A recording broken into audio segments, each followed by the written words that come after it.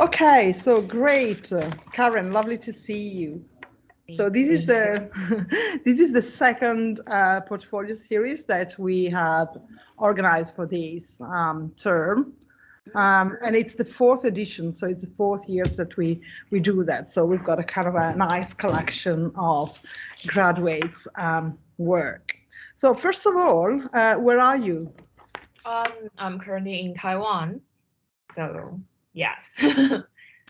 Are you in your office or are you at home? What time is it in Taiwan now? It's 10 p.m., so I'm in my room. Yeah. Luckily you're at home. Yeah, great.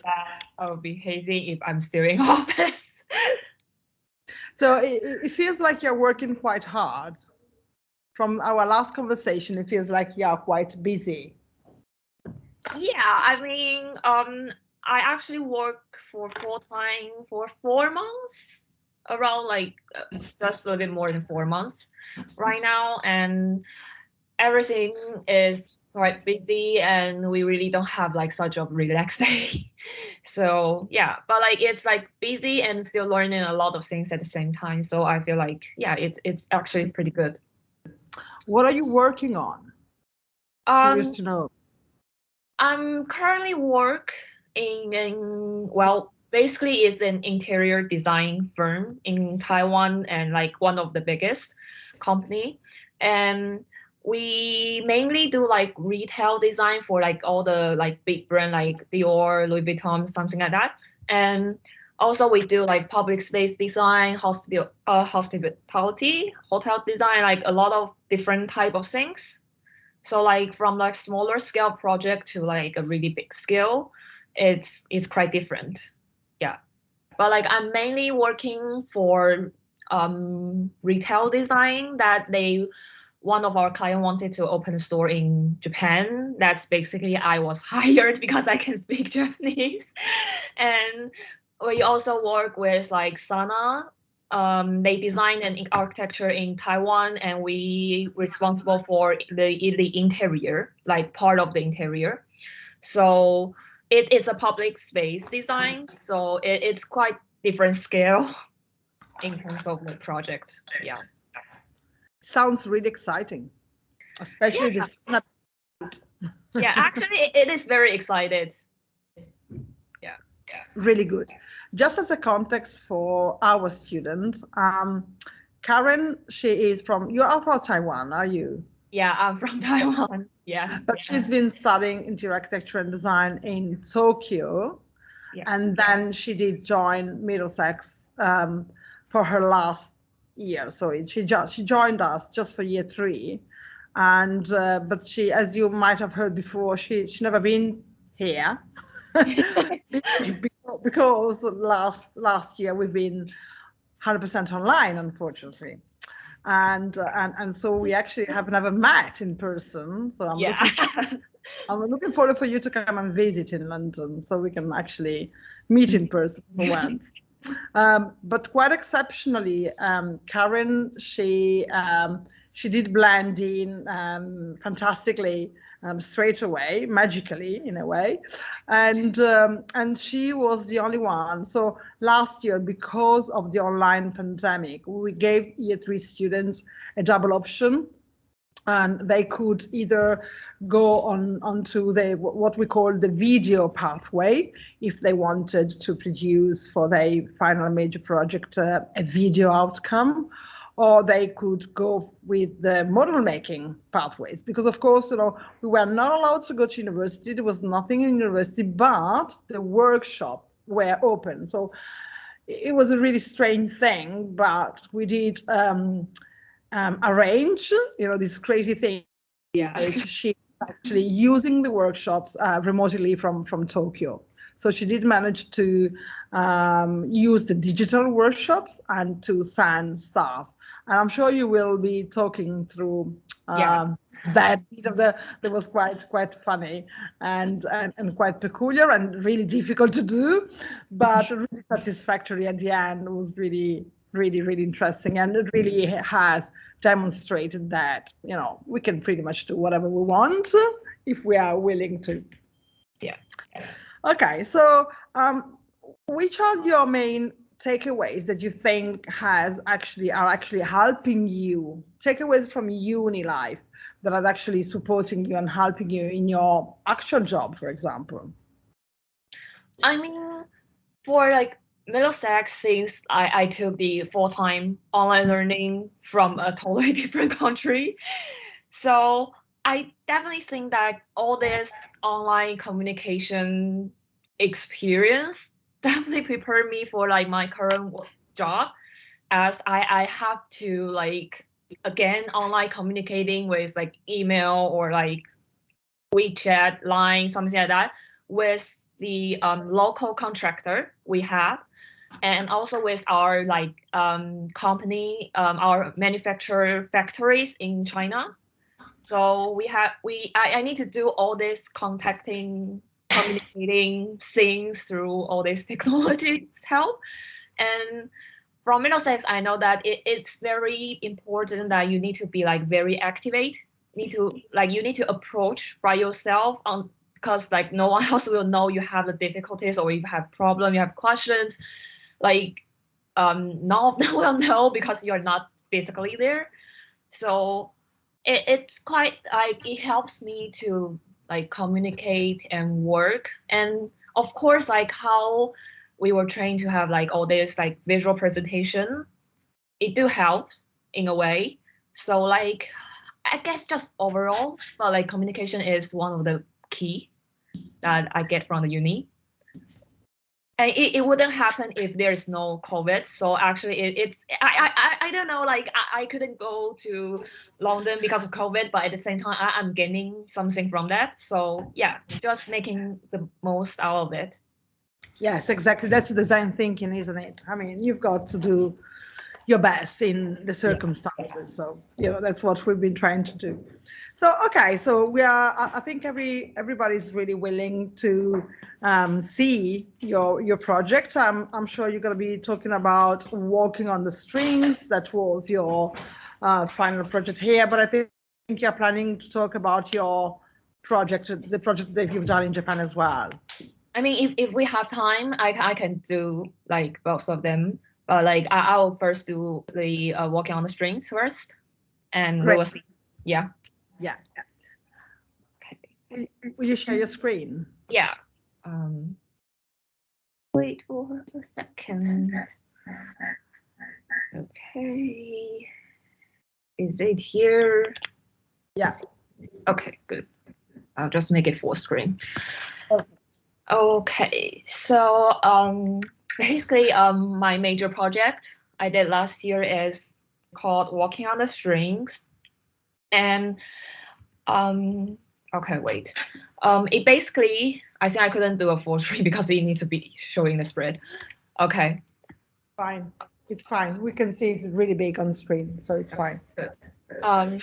So basically it is a project that I did specifically for global nomads artists, and then building a home for them to feel sense of space, like the belonging, created a belonging for them. So it's, well, because we all this idea actually came from like the we had the home future as our topic last year, and I got the home identity strand, research strand, and it actually started from all this like home identity research. And I started from myself because I'm a Taiwanese girl, but I didn't grow up here. I lived in China, went to American school, and ended up studying in Japan. And yeah, and I was planning to go to the UK too. So I have like different, all this kind of like culture difference, I guess, which is very hard for me to get this home identity. And I think that it would be very interesting to, if I could design a home for my type of people. Like we have a hard time to feel attached or like feel the sense of belonging. So I feel like maybe I could like just create a space for them. And well, the site last year is on the Smithville market, and I just did like a very brief research on the site. And then I went on a bit more detail to my the site I chose. And it's again like the really standard, like the basic research about this place, and then to see what I can do with this place and analyze like the existing feature to see what can I take from it to my design. So that's like my preparation for doing the project. And then I started to think about like how I can link this global nomads feeling to the design. And I have to say like my writing portfolio did help a lot during like to form this major project, because I had my writing portfolio based on the third culture kids, to like how they feel sense of home and doing a more profound research on that. So my writing portfolio, my major project is definitely like an extension to my writing portfolio. And because I wanted to create like how this unseen features, I would say, how I feel is more psychological way about the physical context. So what I found is like the connection or like the experience that happened in a specific space that will help us who doesn't really feel sense of belonging. It actually helped us to create this kind of like I was there, like I am at that place, and then forming the connection with all the other peoples I met, I interact with. So it's more like how I bring this connection and how I bring this like journey of meeting all these people together and bringing them into my design. So basically that was like the whole concept I had. And what I was thinking is about like this resident will be like not just about global nomads, but also for the artists. So they are like the artists who, as the global nomads, they've been traveling to different countries, exploring the different cultures, and then they want to settle down in London and try to create their own, their own space, their own meaning, try to find themselves in London. So that's like the artist residence I'm trying to create here. So I decided for the program, I wanted to create like what artist needs. So I think about, okay, they need a studio, they need a workshop, they need a gallery to display, to sell themselves, or and they need a place to stay. So I had the program that Smithfield Market would be like their workspace, their studio, and then the my site will be like the galleries for them to exhibit their works, and at the same time it will be like their residence. So I actually had the trouble to like how will I design all these programs within this space. And well, in the end, I come up with like I want to mix like the private and public space, as like the public space is the gallery, but like the private would be like the residence. So I actually just ended up mixing all of them, because I feel like blending all these boundaries will help this resident, like these all global nomads, will help them in feeling contact or connected with the area. So I actually ended up just mixing the spaces and then forming this kind of complicated design diagram, so that my main focus will be like the journey. I will refer to the walkway, the passage that I design as a one-way route, and the visitor will be visiting this site and then walking on that passage around the building. And while they are walking through, the artist resident can show their pieces, their work in their site. So it kind of forms as like the visitors are inside their home, but at the same time they are visiting a gallery, but then it's like they are walking on a road. So they just doing this one, they are just walk along the way. And the residential, like the private, the private space, I probably refer to like the living room, kitchen, and their own like bedroom, something like that. It will be like more scattering around this site.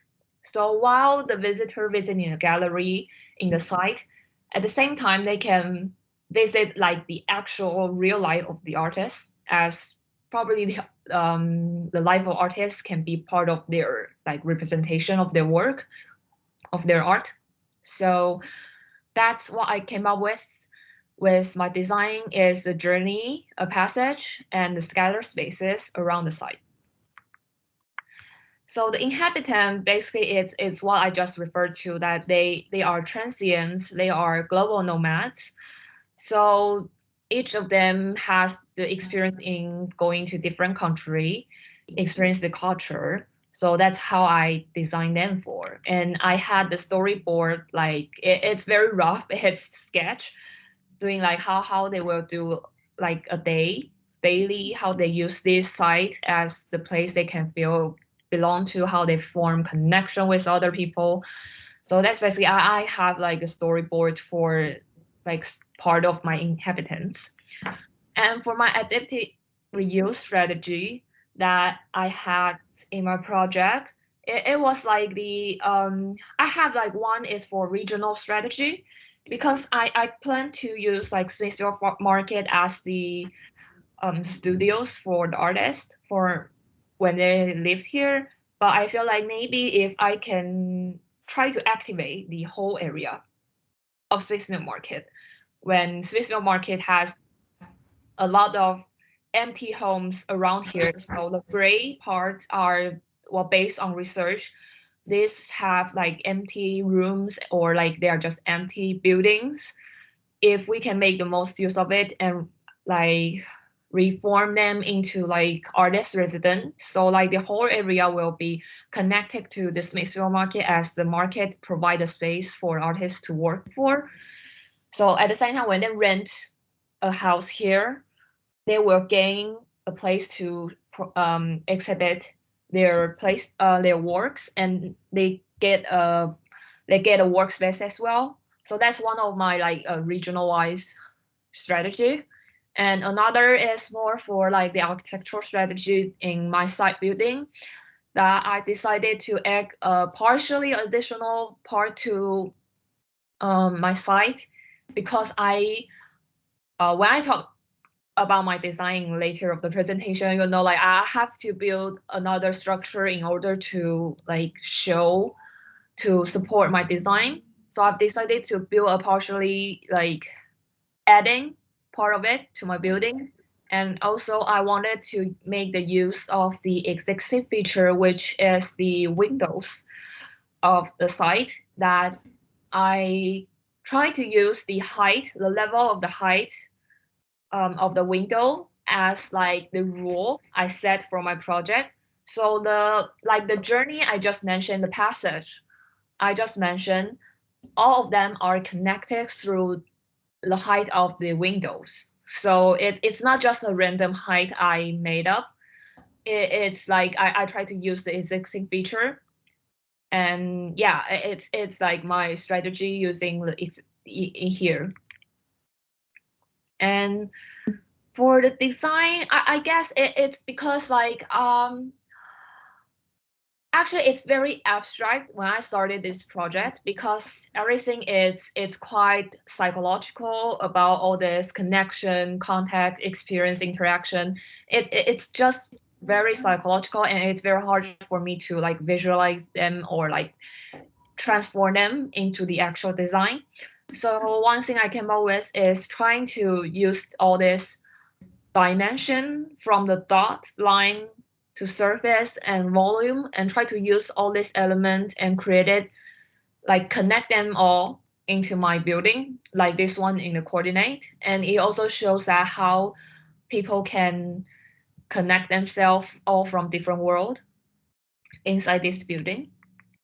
So the device I use is the passage I just mentioned about like building all this very complicated path for people to walk on, and then having all this like beige colored like space kind of refer to like all the private space or like residential space scattering around this site.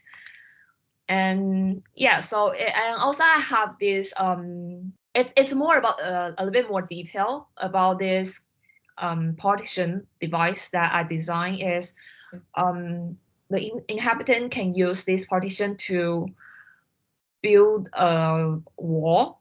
Well, in fact, that this site, the design doesn't have like a fixed wall, but only have the partition is to bring the flexibility for the inhabitant when they want to show like their room as a gallery, or want to close their room when they just want to take a rest inside the building.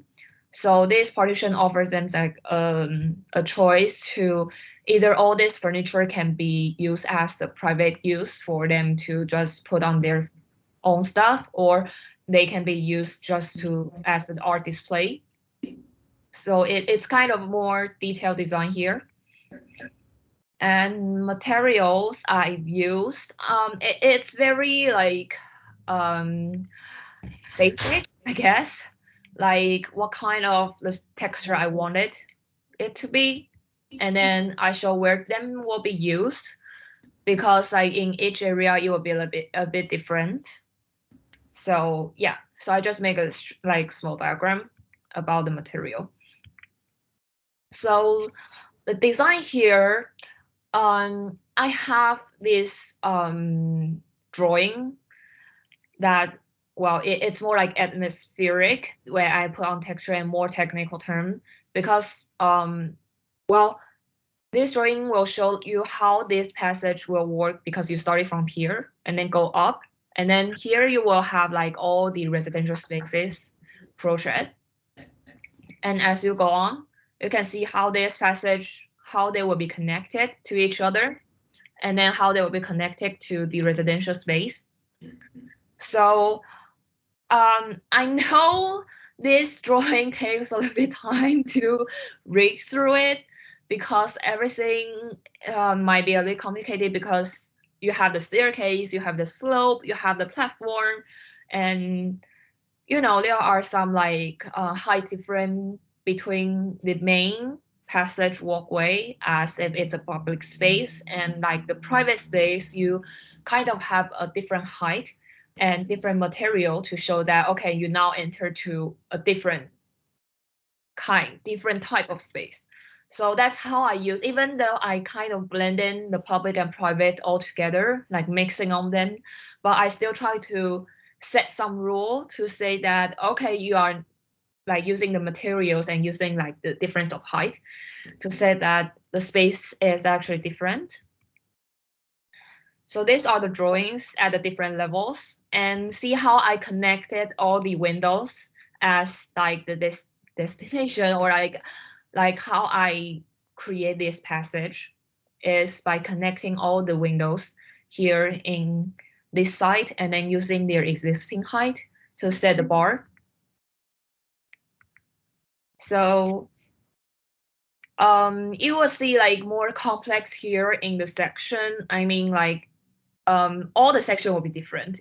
It's whether you cut them. And see, in this one, it looks quite like understandable, like they have different height and different level. But like in this one, you will see like all how this passage will be like blended into together. And it will be very hard to read from just like 2D drawings. And I also dive in more detail in like how all the structure work, because when you have like design like this, it's very easy for the others to say that, okay, you never thought about how it will actually be built, like how all the like technical part of it. So I just try to dive in more how all this will be built about this like passage. So I try to do some like really detailed framework here to like, I mean, support my design. and just going into more detail and then putting into like specific area and then try to give them like all this sort of I would guess it is more near the industry, like how you will actually do all this kind of drawing when you are at work. But like it's very benefit for it if you can start think about all these details, because all these details will eventually impact your overall design. So I kind of spend quite amount of time doing all this detail and then like designing this specific like partition and all the components to make sure that they work in my design.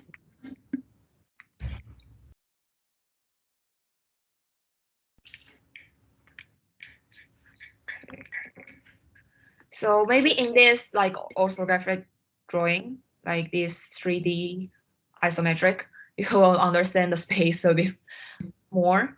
Like when I have this passage crossing each other, and I have this beige color as the, well, I would say like a residential space, but like the inhabitants share this, like so like the living room, the kitchen, and it's more open.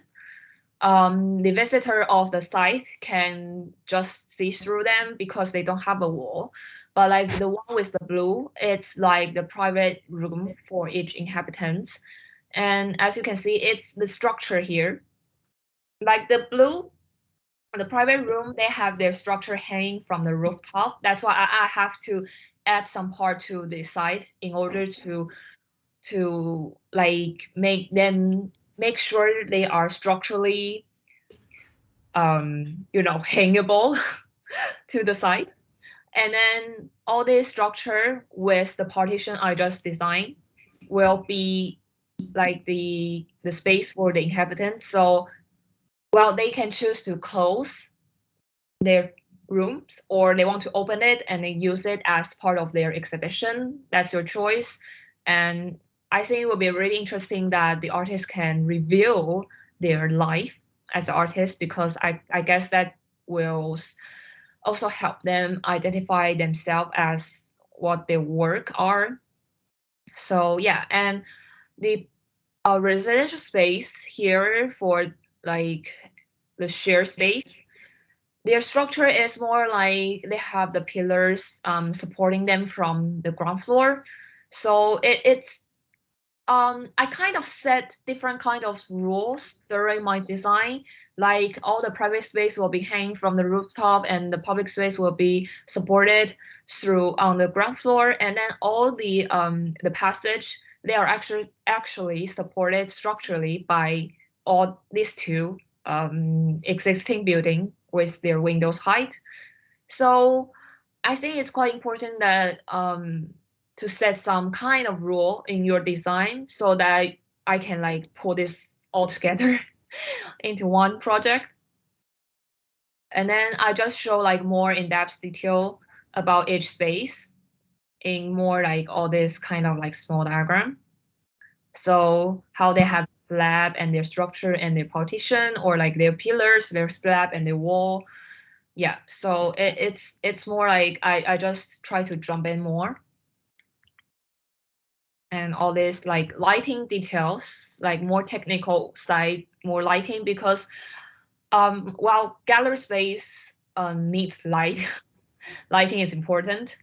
And I actually want to make the most use out of my passage, because the lighting I designed, the magnetic rail lighting, they can use in the U shape, the U style I used in my passage structure. So they will be just to install inside that slit, which I feel like it's quite nice to have all this design all pulled together with all these small details. And then I just try to lay out the lighting detail. And also for the structure wise, for the passage, because each of them are very different, like even on the same rows, the left hand side, the right hand side of them are different because of the length and how the line is connected. So I decided to, and like how I need like the opening for the accessing to the one specific like residential part of the space.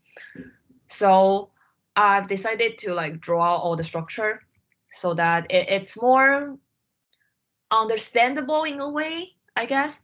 And also I feel like it is important that you draw every little details, like even in the industry, because if you don't draw every little detail, your contractor might just do whatever they wanted to.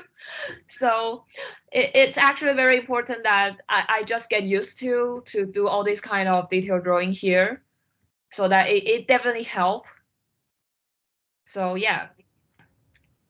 And like the study process, I didn't just came up out of nowhere that about all this like crazy passage crossing each other and all this space gathering around.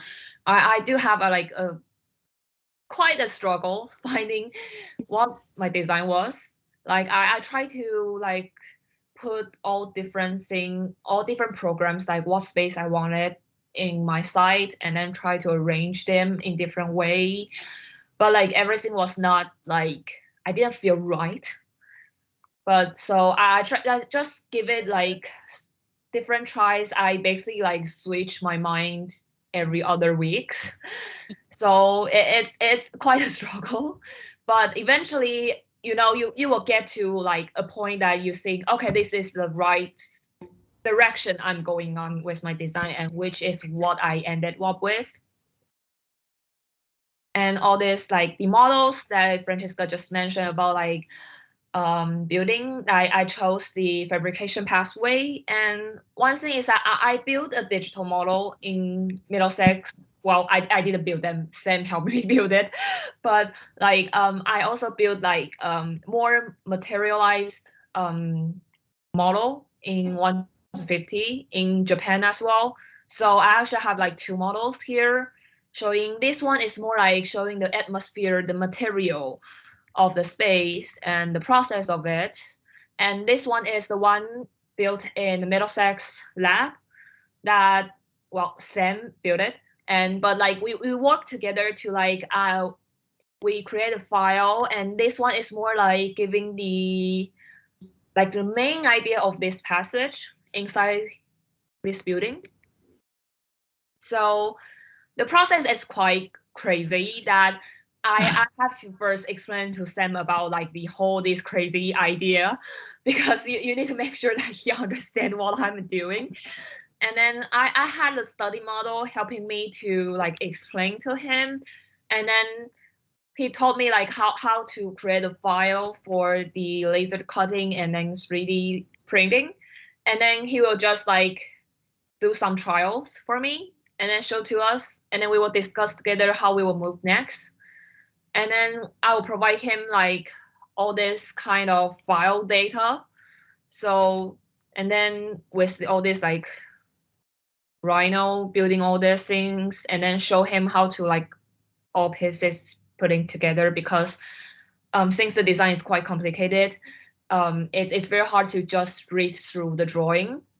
So it's just a process of like some false and some successful part, and then we just make it like all this kind of like trials here. And well, we ended up with like really good result, which I really like. So yeah, it was a really quite fun experience. Like you can remotely work through all this process. And yeah, and also we built to all these 3D graphics that personally I just like more of the illustration style. So that's how I built it, design all these 3D drawings. And I guess it's just what you preferred. And I had like this storyboard, like how these two guys is the inhabitants and how they use this site in the day, with like the former storyboard I just showed previously. It's more of like the sketch or like the more conceptual. That's is the very beginning of the project, but this one is more like the site, how the design will be blended inside this storyboard. So yeah, so it's interesting doing all this. And then, yeah, that's like basically my major project here. And yeah, and I don't know, do we still have time to talk about like the one I had in Japan? What time is it? I've lost track. Yes, if it's a quick one, I think it would be good just to have, a quick idea. I know the project is really different in terms of scale and intervention. Yeah. So it's even if it's quick, I think it would be nice just to go quickly through it. And you've got a nice model as well, I believe. Yeah. Okay, I'll just show. The one I did in Japan is we didn't hand it in a portfolio form. We just handed it in this kind of panel. And this one, it's very different in terms of scale. It's more like urban planning, landscape, architecture-wise kind of stuff. So basically, this project is like the reuse of the abandoned area alongside the river and try to get the Japanese people, like the people live in Tokyo, to try to get back to the river more like they used to have in like historic wise, because nowadays they just try to like left all the water behind them and then try to live in this metropolitan city. So I want to create all this using the area that nobody is using and then try to get them closer to the area. And then it's a very big scale. And I specifically designed like these 7 areas for each them, and it's actually strange, but what I did in Japan, I actually also the main focus is like how I connect it all. So I designed the pedestrian inside this area and then have all this riverfront square and then taking the concept from the plantation, actually try to blend it in this very natural organic kind of area and then try to blend it in with my design. So as you can see, I'm fond of the illustration style. That's how I build. So each space is illustrated in how people will get closer to the water and then getting in more design, more detail like this one. And I have like the models made.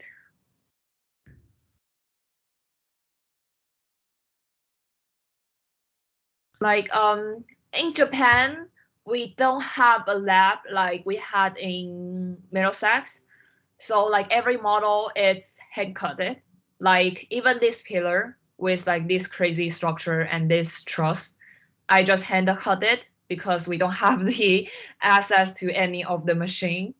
So we built this 1 to 100 scale of landscape model to show how people will get close in this urban area and how they will walk on the pedestrian I designed inside this plantation area. Yeah. So it's a really large scale project, but even with a really large scale project, I try to dive in all this detail about the pedestrian types and like all like the lighting details I was trying to get in, and like that crazy structure riverfront square. I try to draw them all and then going into like really depth with it and then think about how if it is to be built, can it be work realistically. So I think all this detail. Oh, what happened? Okay, all the detail I did in my schoolwork, it did help a lot during my time. And yeah, I mean, it's quite important in my project. Yeah, so I guess that's will be my presentation. Thank you so much. I think it was like really, really nice to see through everything. I think what is quite exceptional of your project is actually this capacity to stress different scale. So you literally went from, you call it like the regional strategy.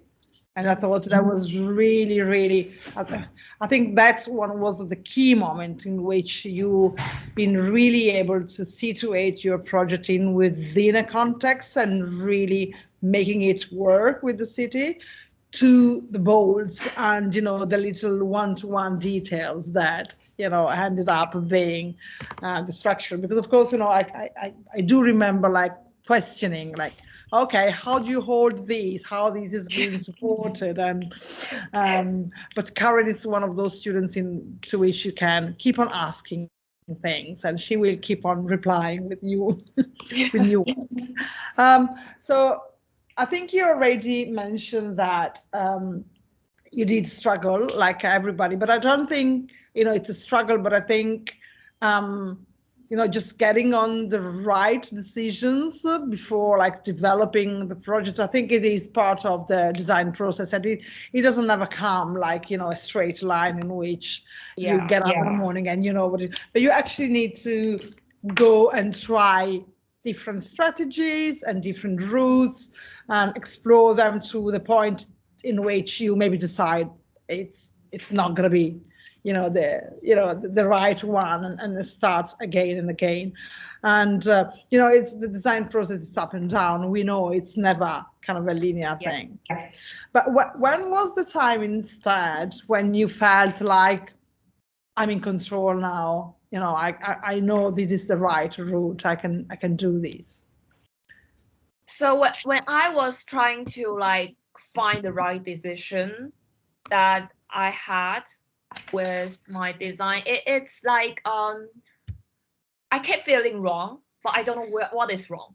So there's one time I just trying to like sit in front of my desk, and I have this like small study model I made, and actually it's just happening by accident, I guess, that I actually have a string, like a sewing string on my desk. And then I saw that. And then with my study model, I was like, okay, why not take all the existing feature, like the walls I built for my study model, just like for now, I will just take them away and then try to play around with that string. And then I was like, well, actually the string, when I play around with that model, and it was the one I just show on the on this page that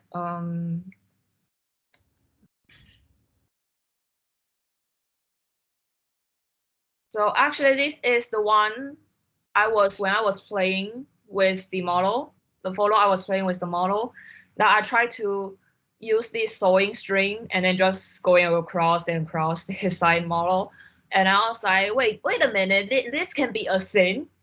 I didn't know how, but like this can be a thing when I going across this model.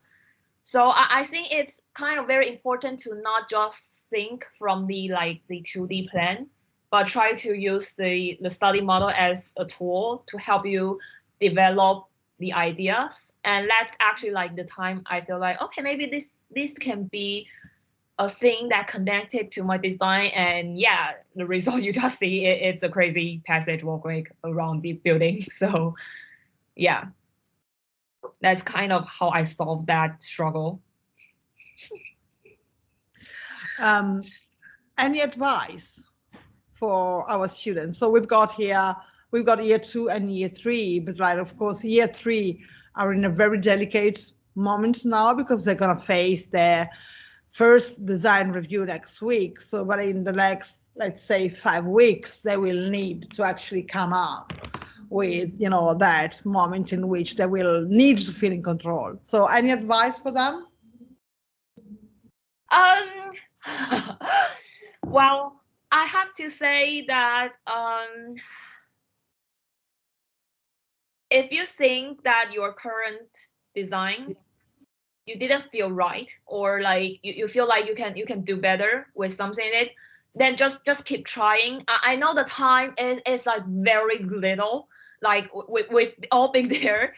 It's really really tiny amount of time, but I think the most important thing is in the end you produce something you are proud of, and you think something it fit your concept, and just keep trying to find that solution. And then try to play more with 3D. I mean, like the actual like model stuff, because it's very different from you just doing the 3D rotation in your screen, or like you just drawing from the technical drawing, it's very different.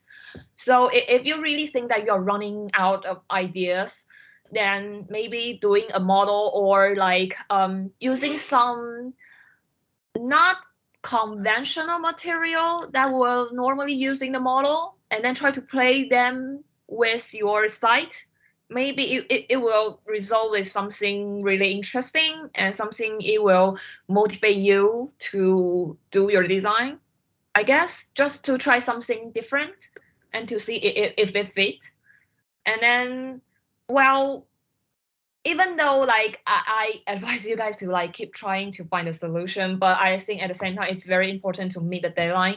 It's kind of, for me, it's like how I can find the best solution before the deadline. It's not like because I wanted to find like the perfect, there's no perfect design, but like it's not because I want to find this perfect design, so I missed the deadline or I didn't finish it, because finish your work is as important as to produce a good work.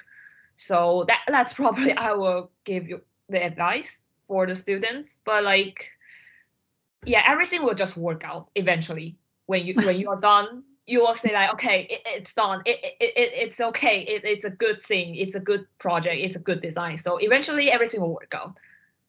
And the perfect design doesn't exist. Yeah, there isn't one. There isn't one. Like the there's answer. non-perfect design. So, no matter how long you spend the time on finding that perfect design, it will not happen. So the thing is like to find the best option before the deadline. That's what I'm thinking right now. So yeah. Yeah, we will have a lot of good design. You know, that's what I'm really aiming for. So what is the thing you enjoyed the most out of that experience, you know, overall? You did enjoy, I think, a lot. Yeah. You know, we had some fun moments as well. But like, what did you really enjoy the most out of the process of, you know, having your own project developed? I have to say one of the most fun thing is using the Middlesex laboratory with Sam. That was like really like the fun experience in the time that I remember that we actually, like, the first time I talked to Sam about this project is like 3 weeks right before the final deadline, the deadline on May. So I only have 3 weeks to produce that model with Sam. At the same time, I have to finish all the rest, like the drawing, the model I had working on in Japan, and everything else. It all happened at the same time. And I know it's a very short period, but like when I have like tutorial with Sam, he is very exciting too, to helping me to produce this project. And like communicate with him and to say like, okay, so this part you need to reduce some detail because the machine is not capable of doing all the detail I just produced. So, you know, all this kind of conversation it's very enjoyable. And definitely, if you guys have the possibility to use the lab, I definitely recommend you to use them, because you don't get this kind of facility outside. So it will definitely be like your chance, your benefit of like going to Middlesex, and you can be in the lab physically, unlike me. So I'm sure it will be like double fun. So yeah. Yeah, thank you so much. Thank you so much, Karen, for your time and your explanation. I wonder if there is any question live or online from any of you. You can pop questions in the chat as well.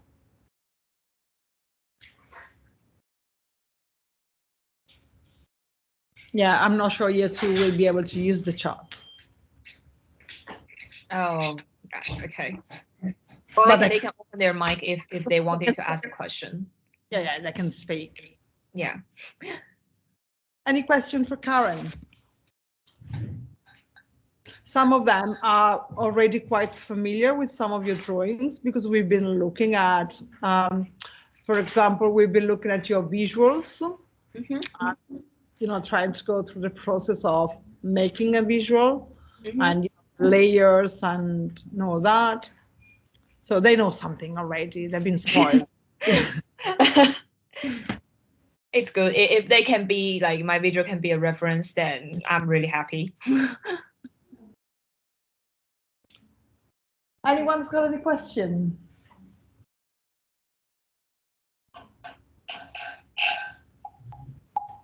Looks like everything was crystal clear. Perfect.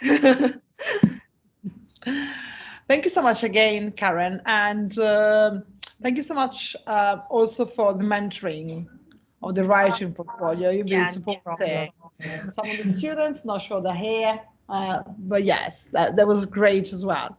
And hopefully we'll talk soon about future projects and things. Yeah, we'll definitely talk about more. Yeah. Fantastic. Thank you so much then. No problem. Good night.